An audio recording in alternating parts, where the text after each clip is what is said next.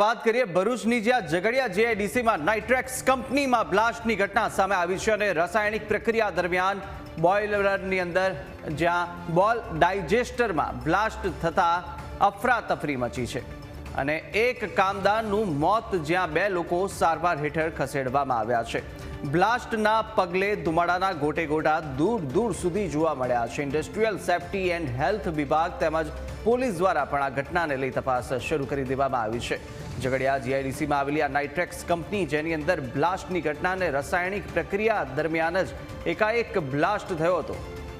Blast થતા અફરાતફરીનો માહોલ સર્જાયો। આ ઘટનાની અંદર એક કામદારના મોતના સમાચાર પણ સામે આવી રહ્યા છે જ્યારે 2 લોકોને ઈજાઓ પહોંચતા સારવાર હેઠળ ખસેડવામાં આવ્યા છે।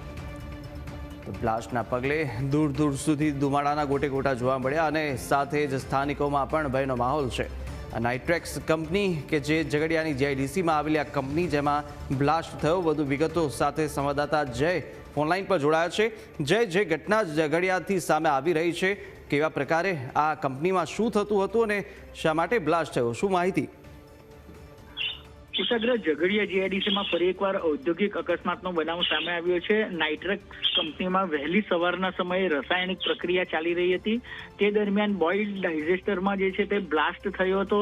પ્રચંડ વિસ્ફોટ થતા નજીકમાં કામ કરી રહેલા જે 2 કામદારો છે તે ફંગોળાયા હતા અને તેઓને ગંભીર ઈજા પહોંચી હતી। બંને કામદારોને સારવાર માટે ભરૂચની ખાનગી હોસ્પિટલ ખસેડવામાં આવ્યા હતા। જો કે સારવાર દરમિયાન મોટા સાંજા ગામના દિનેશ વસાવા નામના કામદારનું મોત નીપજ્યું છે, જ્યારે ભિલોડ ગામના મહેશ વસાવા નામનો કામદાર જે છે તે ઈજાગ્રસ્ત છે, તે હાલ સારવાર હેઠળ છે।